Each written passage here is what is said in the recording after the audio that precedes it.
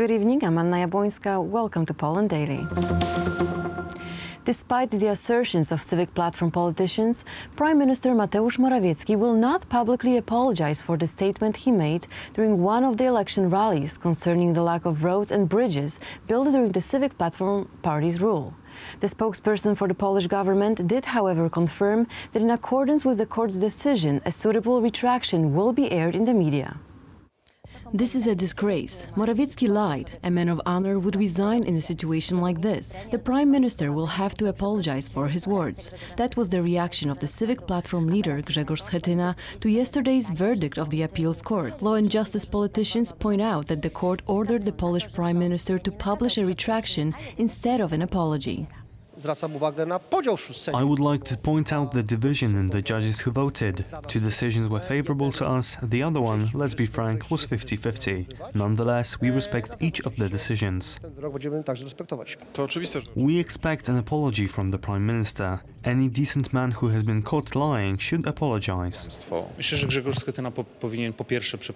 I think Grzegorz Schetyna should be the first one to apologize for all the lies he told yesterday, claiming that Prime Minister Morawiecki must apologize to the civic platform. This is false. The Prime Minister has to publish a retraction as the motion of the civic platform was dismissed. Apart from that, if politicians were to be forced to resign for lies told during an election campaign, then the civic platform leaders should hand in their resignations with regards to the 2015 elections. Dymisji za kłamstwa w kampanii wyborczej, to przede wszystkim liderzy Platformy Obywatelskiej powinni się podać dawno do dymisji.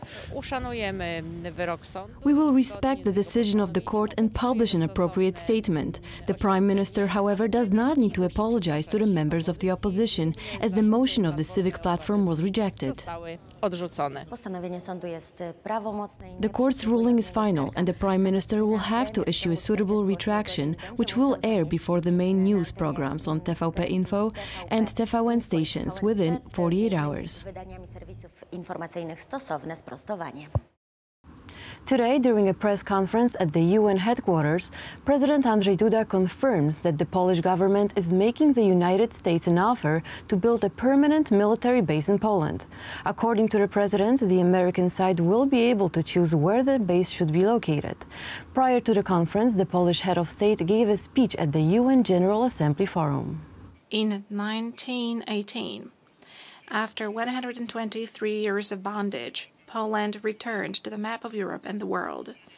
The restoration of an independent, free and sovereign state became a reality, mainly due to three factors: the desire of the Polish nation to have its own state, the heroic sacrifice of the battling soldiers, and the determination of courageous leaders who convinced politicians across the world that without a restored Poland, Europe would not be just and safe. Given its extensive experience accumulated during the period of political transformation, Poland stands ready to get actively engaged in the international peace, rebuilding and consolidation programs in the Middle East, in all the places where, after the end of conflicts, it is necessary to restore stability and provide development opportunities. At the same time, Poland regards it as its duty to draw the attention of the international community to the sources of threat to world peace resulting from frozen conflicts, occupation, and shifting of borders by force, which is happening in Eastern Europe. The international community must not allow a return to business as usual, and the actions of the aggressors should be confronted with a relevant response. Today is the Territorial Defense Forces Day in Poland. It was celebrated for the first time since the former Minister of Defense, Antoni Macierewicz, created this new branch of the Polish military in 2016. Changes in security, including among others Russia's invasion of Ukraine, have acted as a catalyst for the decision to strengthen Polish defense. From today, September 27th is celebrated as the Territorial Defense Forces Day, and the chosen date is not accidental. Dokładnie w ten dzień, Exactly on this day, 79 years ago, a group of officers formed Warsaw's resistance to fight for the freedom of Poland, formally initiating the phenomenon of the Polish underground state. powstanie fenomenu, jakim było polskie państwo podziemne. The territorial defense forces stem from the tradition of the Home Army, the underground Polish forces who fought in the Second World War. Always together, always nearby, this triad fits beautifully in the program of this effort that was shaped during the Second World War in the Polish underground state and in the Home Army.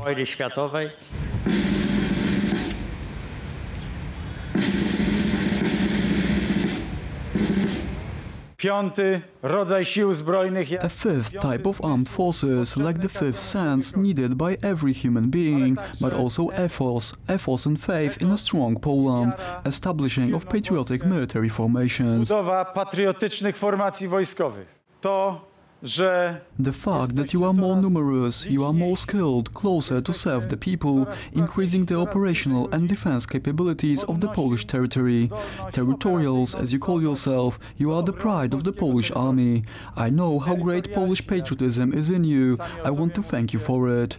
I know and I see that you are following the path of our great heroes. Wiem, jak głęboki jest nasz polski patriotyzm. Military operations are not the only mission of the territorials. During times of peace, we also have many tasks supporting the local community.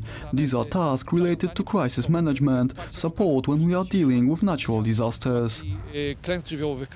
Społeczeństwo polskie I państwo polskie. The Polish state and society can count on you today and tomorrow.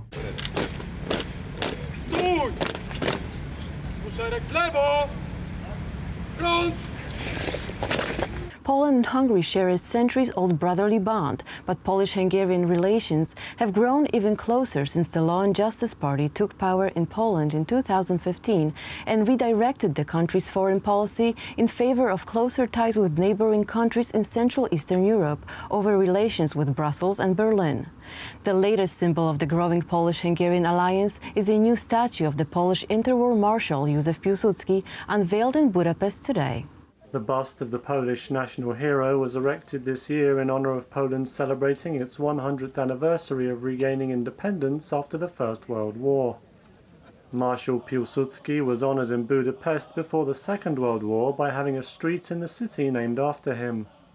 The speakers of parliament from Poland and Hungary both attended the unveiling of the new statue located in the vicinity of the street that previously carried the Marshal's name. The Speaker of the lower house of the Polish Parliament, Marek Kuchciński, stressed that Marshal Piłsudski was a great proponent of close Polish-Hungarian relations as part of his Central European Alliance project known as Intermarium. Marshal Józef Piłsudski was a great supporter of close cooperation between Poland and Hungary. The Hungarian Speaker of the Parliament, László Kóva, underlined that Poland and Hungary can always count on each other, something that is particularly important now as both countries are threatened with sanctions by the European Union. In Europe, us Hungarians and Poles can only rely on ourselves and each other. Let this statue symbolize the joint fate of Hungarians and Poles, their eternal loyalty and mutual friendship. Representatives of the Polish minority in Hungary, numbering around 10,000 people, were also present at the ceremony. For years, they have been paying tribute to important Polish historical events in front of a plaque in Budapest dedicated to Marshal Piłsudski. From today, they will have a new place to commemorate these events and the Polish national hero. Thank you for watching Poland 80. Coming up next, Poland 80 weather, and right after that, Poland 80 business. Good night.